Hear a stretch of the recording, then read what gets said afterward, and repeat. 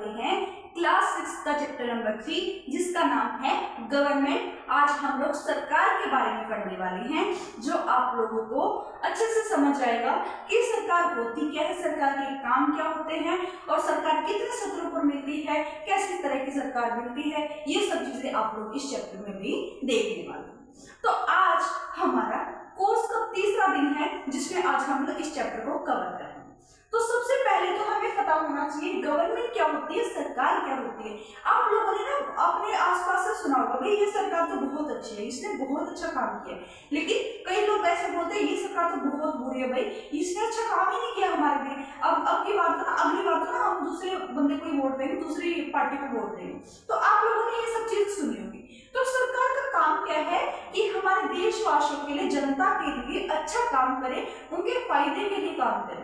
तो ये काम किसका होता है, सरकार का। हम इंटरनेशनल रिलेशंस अच्छे रखें दूसरे देशों के साथ, डिफेंस सिस्टम अच्छा रखें ताकि कोई भी देश आकर हम पर आक्रमण ना कर सके, हमला ना कर सके, हमें अपना गुलाम ना बना सके। इसीलिए गवर्नमेंट का काम होता है देश की सुरक्षा करना, देशवासियों की सुरक्षा करना और उनके साथ साथ उनको हेल्थ के रिलेटेड इश्यूज है उनको सोल्व करना। अगर उसके साथ साथ पढ़ाई के लिए भी ज्यादातर सरकार रिस्पॉन्सिबल होती है। और देन उसके साथ साथ अगर आप लोग देखते हो तो इन सब चीजों को कामों के लिए कौन रिस्पॉन्सिबल है, खाना देने के लिए भी कौन रिस्पॉन्सिबल, अनाज देने के लिए कौन रिस्पॉन्सिबल है, गवर्नमेंट। तो आप लोगों ने इतनी सारी बातें सुनी है, तो आज हम गवर्नमेंट के बारे में पढ़ते हैं कि क्या क्या चीजें होती हैं। तो सबसे पहले तो पता होना चाहिए कि गवर्नमेंट क्या होती है, सरकार क्या होती है। ये बात आप लोगों को अच्छे से पता होनी चाहिए। गवर्नमेंट क्या होती है, अ ग्रुप ऑफ पीपल, यानी कि लोगों का समूह होता है। क्या होता है, अ ग्रुप ऑफ पीपल, लोगों का समूह होता है। हु आर रिस्पॉन्सिबल, जो कि रिस्पॉन्सिबल होते हैं, जिम्मेदार होते हैं।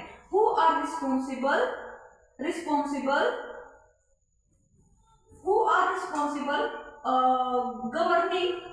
गवर्निंग ऑफ पॉलिटिकल यूनिट, जो आप लोगों को याद रखना है। इसका मीनिंग क्या है ये मैं आप लोगों को बता देती हूँ। Who are responsible for governing a political unit. इसका मीनिंग क्या है, अगर आप लोग ध्यान से देखोगे इसमें क्या बोल रहे हैं, अ ग्रुप ऑफ पीपल का मतलब है लोगों का जो समूह है। एक समूह ऐसा है जो लोगों का समूह है, जो कि सरकार को चलाने के लिए, जो कि क्या कर रहा है, हमारे देश को रन करने के लिए, अच्छे से कंट्री की देखभाल करने के लिए जो ग्रुप ऑफ पीपल रिस्पॉन्सिबल होता है, उसी को हम लोग बोलते हैं सरकार या फिर गवर्नमेंट। कितनी बात समझ आई। वो क्या बोल रहा है, अ ग्रुप ऑफ पीपल, क्या बोल रहे हैं, अ ग्रुप ऑफ पीपल, लोगों का वो समूह जो कि देश की रक्षा करने के लिए, देश को संभालने के लिए रिस्पॉन्सिबल है, उसी को आप लोग बोलते हो गवर्नमेंट या फिर सरकार।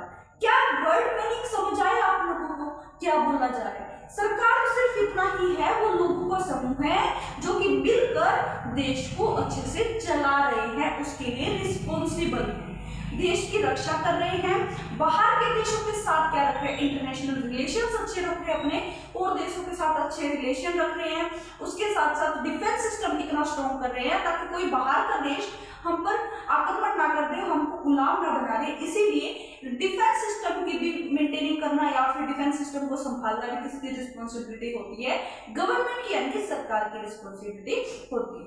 यहाँ तक अगर आपको बात समझ आती है, तो अगर हम आर्टिकल 12 की बात करते हैं, किसकी, आर्टिकल 12 यानी कि अनुच्छेद 12 की अगर हम बात करें, वो एज अ स्टेट डिफाइन किया गया है। कैसे डिफाइन किया गया है, एज अ स्टेट उसको क्या किया गया है, डिफाइन किया गया है। अब आपको देखना है उसमें क्या क्या चीजें होती हैं। अब मैं आपको एक बात बता देती हूँ, आर्टिकल 12 आप लोगों को वैसे 6th क्लास में इतनी डीप जाके बातें नहीं है, लेकिन मैं आपको बता देती हूँ, यूपीएससी के पर्पज से अगर हम इसको पढ़ रहे हैं तो आपको बहुत सारी चीजें इंटरलिंक करनी पड़ेगी। वही मैं इंटरलिंक करके आपको पढ़ा रही हूँ ताकि आपकी एजुकेशन में कोई प्रॉब्लम नहीं। अगर मैं आपको बता रही हूँ आर्टिकल 12 क्या बोल रहा है, एज ए स्टेट डिफाइन किया गया। स्टेट का मीनिंग क्या होता है, स्टेट का मीनिंग यहाँ पर किसी राज्य से नहीं है, ऐसा नहीं कि कोई बिहार है, हरियाणा है, उत्तर प्रदेश है, ऐसा कुछ नहीं। यहाँ पर स्टेट का मतलब है देश। स्टेट का मीनिंग क्या है यहाँ पर, सॉरी, हाँ जी, एज अ स्टेट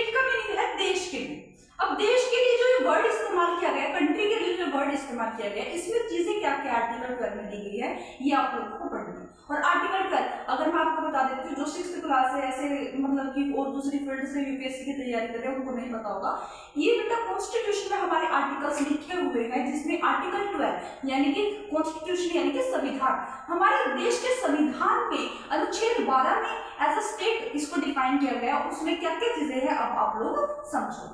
इसमें क्या है, सबसे पहले अगर हम नेशनल लेवल की बात करते हैं, नेशनल लेवल में अगर हम देखते हैं यहाँ पर हमारे पास आ जाते हैं लोकसभा आ जाती है, राज्यसभा आ जाते हैं, लोकसभा, राज्यसभा या फिर प्रेसिडेंट आ जाते हैं। तो ये सब चीजें हमारे पास नेशनल लेवल पर होती है और इसी पर ही अगर आप लोग देखते हो लोकसभा को हिंदी में भी लोकसभा ही लिखते हैं, राज्यसभा को भी हिंदी में राज्यसभा ही लिखते हैं और प्रेसिडेंट को क्या बोलते हैं, राष्ट्रपति। क्या बोलते हैं, राष्ट्रपति, जो आप लोगों को याद है।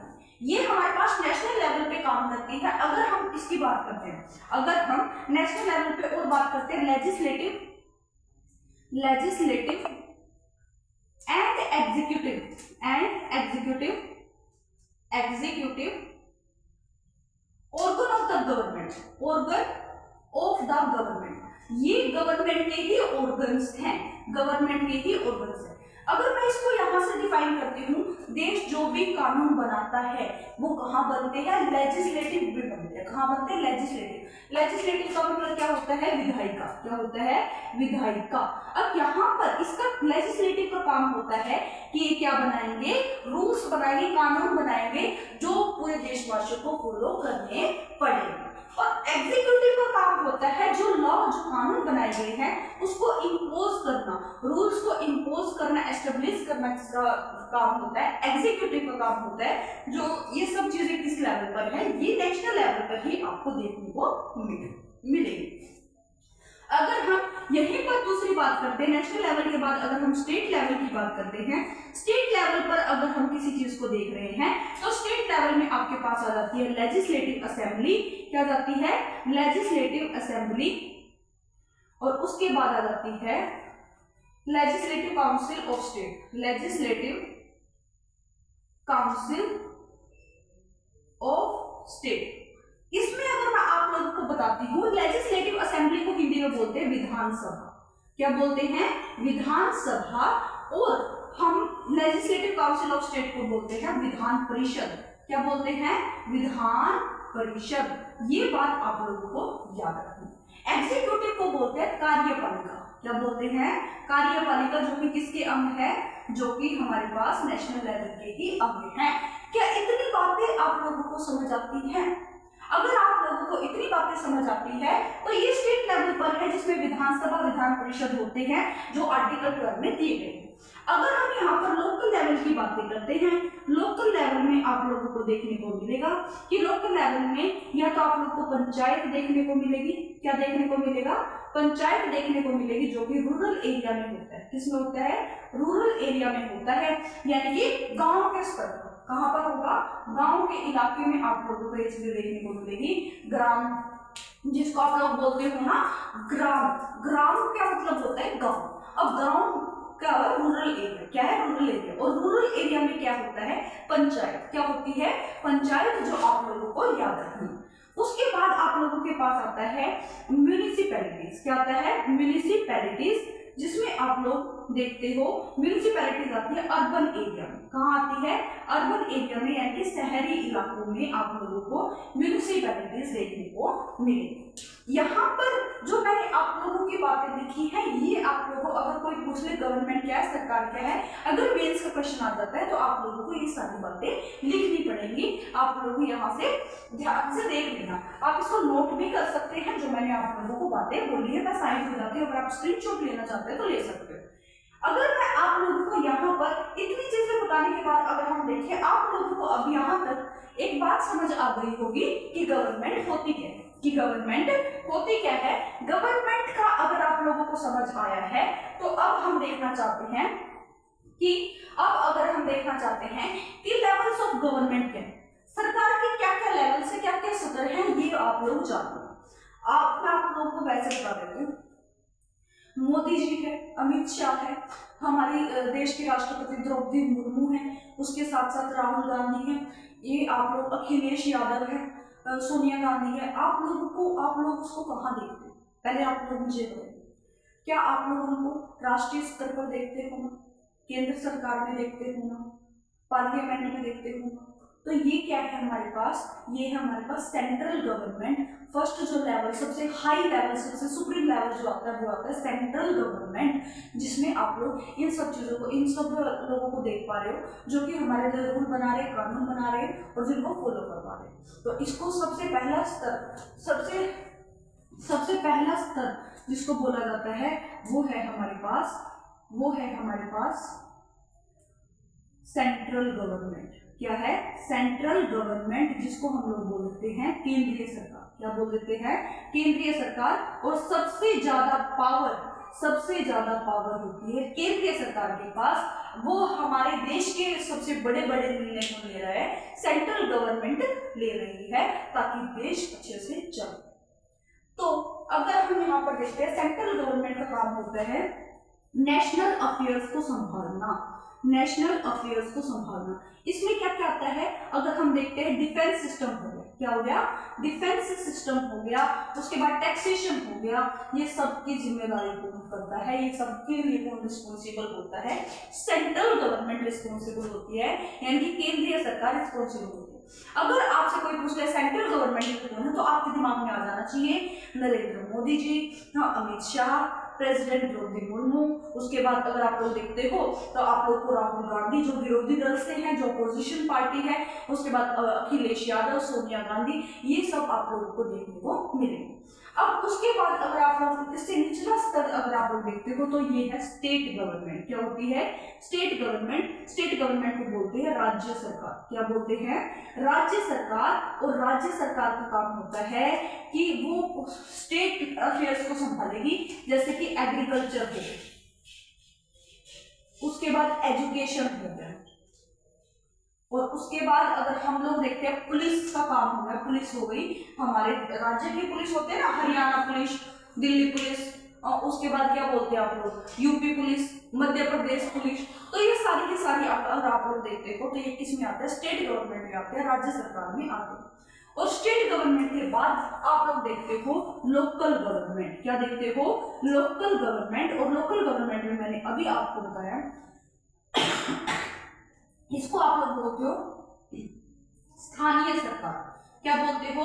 स्थानीय सरकार, जिसमें आप लोग देखते हो रूरल एरिया देखते हो। क्या देखते हो? रूरल एरिया देखते हो। उसके बाद रूरल एरिया में क्या आ जाता है? पंचायत आ जाती है। क्या आ जाती है?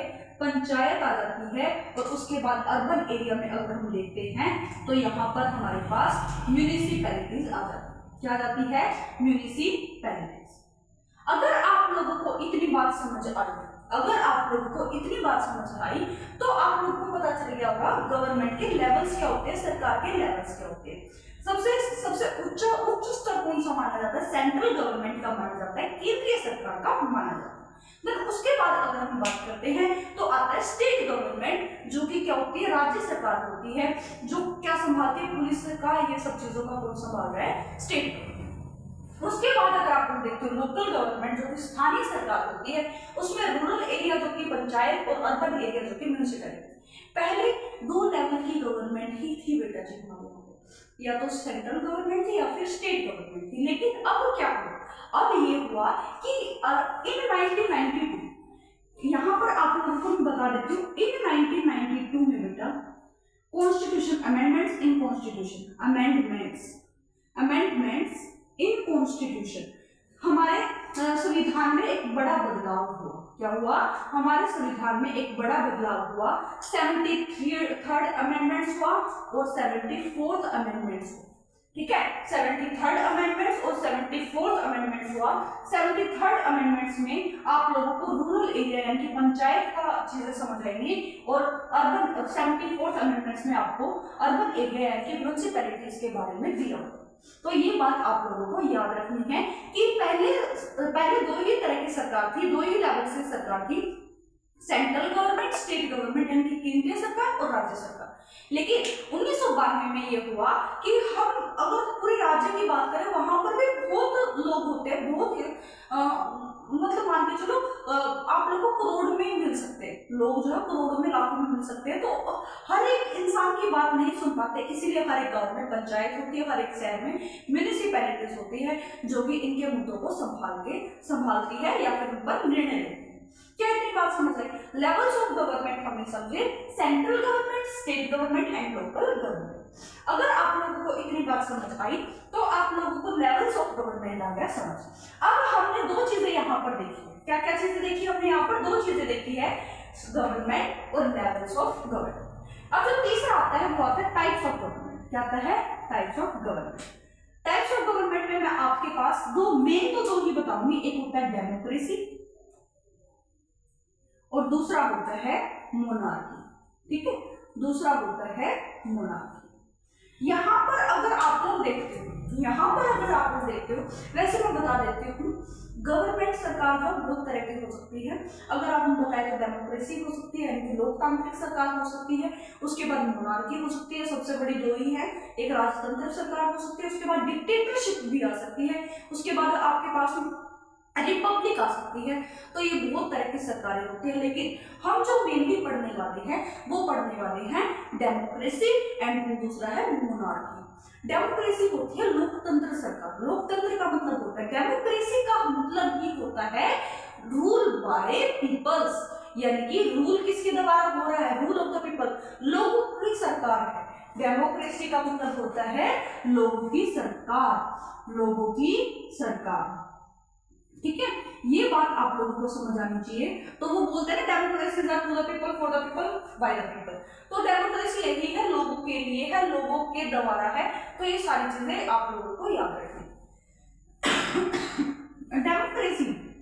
डेमोक्रेसी लोगों की सरकार है।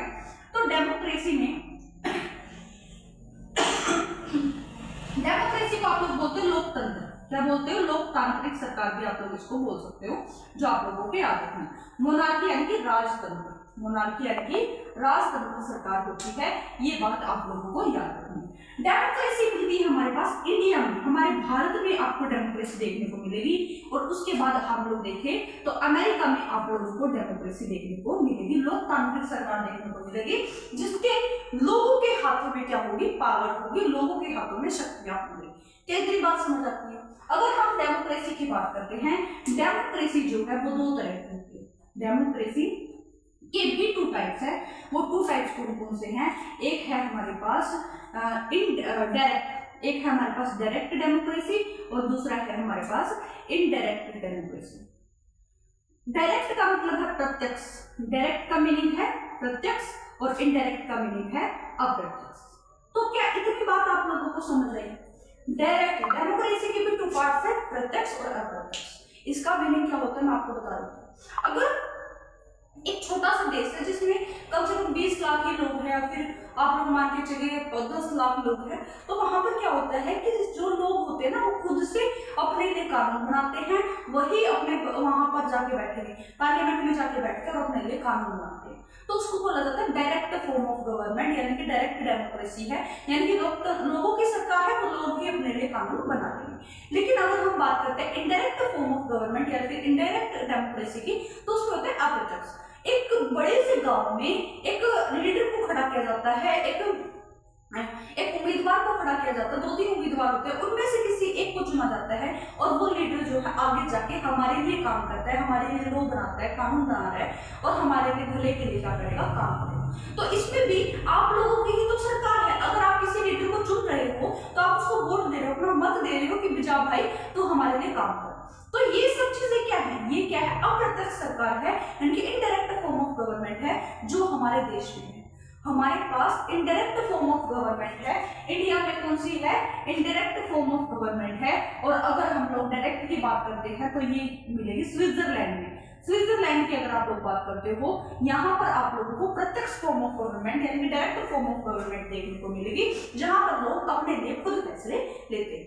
ये था आप लोगों का डेमोक्रेसी, जो आप लोगों को याद रखना है। फिर उसके बाद अगर हम देखना चाहें तो आता है मोनार्की। मोनार्की है रूल बाय किंग और क्वीन। रूल बाय किंग और क्वीन। तो ये हमारे पास क्या है, ये मैं आप लोगों को बता देती हूँ। मोनार्की का मतलब है राजतंत्र, राजा की सरकार है और पूरे देश में राजा ही एक डिसीजन लेने की पावर रखता है, शक्ति रखता है। वो किसी को मार भी देगा ना तो भी उसको सफाई देने की कोई जरूरत नहीं, मैंने इसको क्यों मारा, इसको राजतंत्र बोलते हैं। राजा ही निर्णय लेगा, आखिरी निर्णय राजा का ही होगा, उसको कोई बदल नहीं सकता राजा के अलावा। तो इसको बोलते हैं राजतंत्र, जिसमें रूल बाय किंग और क्वीन, राजा को या रानी को जो उसके बिहाफ पे निर्णय लेते हैं। अगर मैं आप लोगों को बताती हूँ रूल बाय किंग और क्वीन, मोनार्की भी दो तरह की होती है। मोनार्की अगर दो तरह की होती है वो क्या होती है, मोनार्की भी होता है हमारे पास, एक तो होगा हमारे पास एक होता है कॉन्स्टिट्यूशनल मोनार्की, एक तो होता है कॉन्स्टिट्यूशनल मोनार्की और एक होता है असीमित शक्तियां, जिसको हम लोग बोल देते हैं हाँ एब्सोल्यूट पावर। एक दूसरा होता है एब्सोल्यूट पावर, जिसके पास होती है असीमित शक्तियां। एक राजा के पास असीमित शक्तियां दे दी, उसको ही निर्णय लेने का अधिकार है, वो जिसको मारना चाहता है वो मार सकता है, उसके लिए क्या होगी, असीमित शक्तियां होगी, एब्सोल्यूट पावर होगी, वो जो करना चाहता है वो कर सकता है। अगर हम लोग कॉन्स्टिट्यूशनल मोनार्की की बात करते हैं, यानी कि राजतंत्र तो वहां पर है लेकिन संविधान में राजा के काम लिखे हुए हैं, राजा की शक्तियों का वर्णन किया गया है संविधान में, इसको बोलते हैं कॉन्स्टिट्यूशनल मोनार्की, जो आप लोगों को याद रखनी है। अगर हम एब्सोल्यूट पावर की बात करें, यहाँ पर अगर हम लोग एग्जाम्पल लेते हैं, वो लेंगे हम लोग नॉर्थ कोरिया। किसका एग्जाम्पल लेंगे, north Korea, Kim Jong. Kim Jong आपने सुना होगा बेटा, जो नॉर्थ कोरिया का अभी राजा है। अगर आप लोग देखोगे ये हेरिडिटरी सिस्टम चलता है, यानी कि राजा का बेटा राजा बनेगा या राजा की बेटी क्वीन बनेगी। तो ये आप लोगों का जो हेरिडिटरी सिस्टम चलता है इसी को बोल रहे हैं राजतंत्र। तो नॉर्थ कोरिया में कौन है, किंग जोंग है, जो उनकी बेटी होगी या बेटा होगा वो आगे चल के क्या बनेगा, क्वीन बनेगा, उस देश को संभालेगा। अब अगर हम देखते हैं यहाँ पर एब्सोल्यूट पावर असीमित शक्ति है जो कि नॉर्थ कोरिया के पास है, और कॉन्स्टिट्यूशनल मोनार्की अगर हम बात करते हैं वो है भूटान के पास। कहाँ पर है, भूटान में कॉन्स्टिट्यूशनल मोनार्की है, राजतंत्र है लेकिन संविधान है, संविधान पे लिखा हुआ है राजा की ये पावर होती है। यहाँ पर आप लोगों ने देखा कि डेमोक्रेसी क्या होती है और हमारे पास मोनार्की क्या होती है। क्या इतनी बात आप लोगों को समझ आती है? अगर आपको इतनी बात समझ आई तो लास्ट जो टॉपिक हमारे पास तो अगर लास्ट जो टॉपिक आपके पास आता है वो है डेमोक्रेटिक गवर्नमेंट। वो क्या है, डेमोक्रेटिक गवर्नमेंट। डेमोक्रेटिक गवर्नमेंट में क्या होता है, लोकतांत्रिक सरकार, लोकतांत्रिक सरकार यानी कि लोगों की सरकार क्या है, rule by the people, rule of the people, rule of the people, यानी कि लोगों की सरकार है, लोग ही शासन कर रहे हैं। लेकिन आप लोग देखिए अगर लोग ही शासन कर रहे हैं, अपने लीडर को चुनकर वो आगे भेज रहे हैं, वो अपने लीडर को चुनकर अगर वो देश के वहां पर पार्लियामेंट में भेज रहे, संसद में भेज रहे कि आप हमारे लिए कानून बनाइए, अच्छे अच्छे काम कीजिए, तो ये क्या है, लोगों की सरकार है लेकिन इनडायरेक्ट है। अब मान के चलिए कि मोदी जी ने कुछ ऐसा गलत फैसला ले लिया जिससे जो जनता है वो खुश नहीं है, जो जनता है वो खुश नहीं है, या फिर स्टेट गवर्नमेंट के सीएम ने कोई ऐसा फैसला ले लिया जो कि वो जनता खुशी नहीं है, वो निराश हो रखी है, पता नहीं कौन सा गलत फैसला ले दिया, तो स्टेट गवर्नमेंट या फिर सेंट्रल गवर्नमेंट को जनता को जवाब देना पड़ेगा कि हमने इस रीजन से, इस कारण से हमने ये रूल बनाया है, ये कानून बनाया है। अगर वो समझा पाते हैं तो ठीक है, वरना उस कानून को वो क्या ले लेंगे, अपने पास रख लेंगे, यानी कि वो क्या करेंगे, उस कानून को हटा देंगे, उस रूल को हटा देंगे। तो इसका मतलब क्या है, लोगों की सरकार है, अगर किसी को कुछ गलत लगता है तो दंगे हो जाएंगे, दंगे होंगे तो फिर लोग उस सरकार को पता चलेगा कि हमने जो कानून बनाया है वो क्या है, गलत है। और कोई भी सेंट्रल गवर्नमेंट हो, स्टेट गवर्नमेंट हो, वो जवाबदेही है, वो रिस्पॉन्सिबल है सिर्फ और सिर्फ जनता के लिए। स्टेट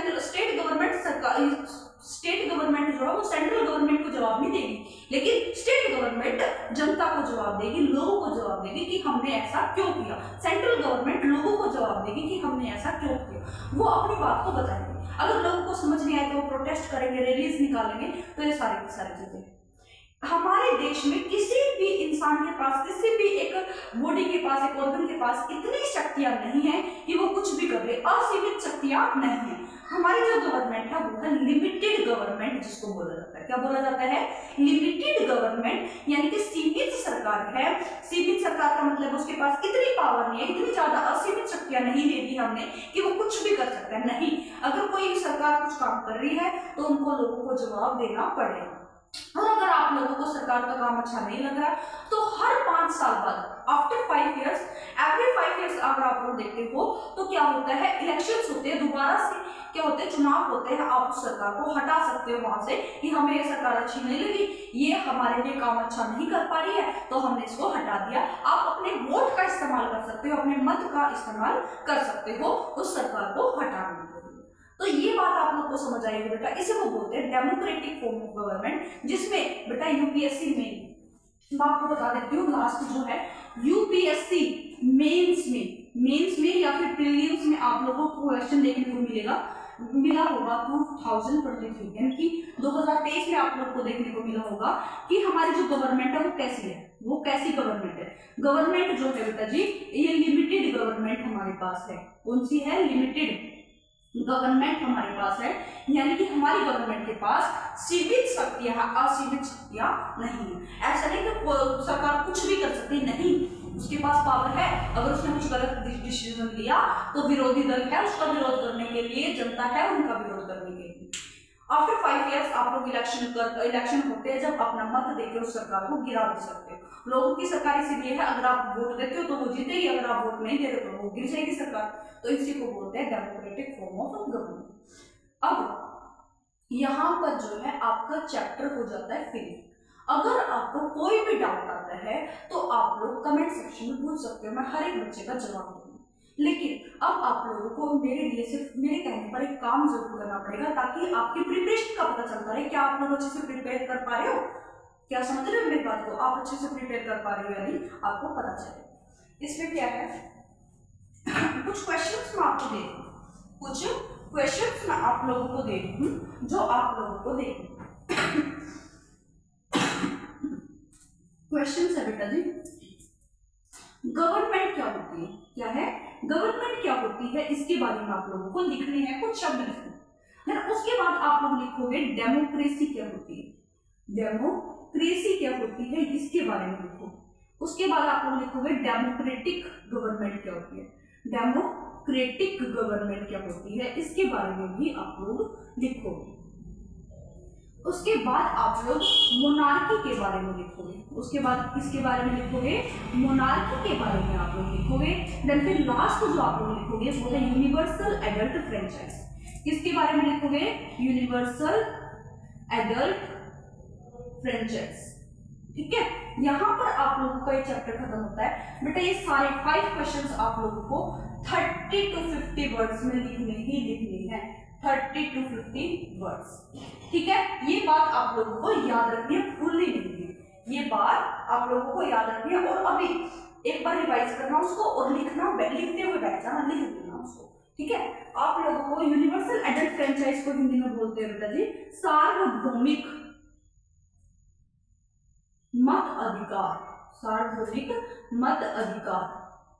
ठीक है, और इसमें क्या होता है कि एक person, one person one vote one value, ये बात आप लोगों को याद रखनी है। मोनार्की में होता है राजतंत्र, और उसके बाद मोनार्की राजतंत्र के बारे में लिखना है, डेमोक्रेटिक गवर्नमेंट लोकतांत्रिक सरकार, डेमोक्रेसी लोकतंत्र के बारे में, गवर्नमेंट यानी कि सरकार के बारे में। ये 5 क्वेश्चंस में आप लोगों को क्या करना है, नोटबुक बंद करनी है और 30 to 50 वर्ड्स जरूर लिखनी है, ताकि आपकी प्रिपरेशन का पता चले। यहाँ पर हमारा चैप्टर हो जाता है खत्म। हाँ, ये बता देते हैं यूनिवर्सल एडल्ट फ्रेंचाइज क्या है, कि अगर अंबानी वोट करता है और एक आम जनता का एक इंसान वोट कर रहा है, तो अंबानी का भी एक ही वोट है, तो एक ही वैल्यू होगी उसकी भी, और जो एक आम जनता का इंसान कर रहा है वोट, उसकी भी एक ही वैल्यू होगी। इसको बोलते हैं यूनिवर्सल एडल्ट फ्रेंचाइज, जिसका मतलब होता है one vote one person one vote one value. यहाँ पर आपका चैप्टर फिनिश होता है। अगर आपको कोई डाउट आता है तो आप कमेंट सेक्शन में बता सकते हैं। ठीक है, थैंक यू।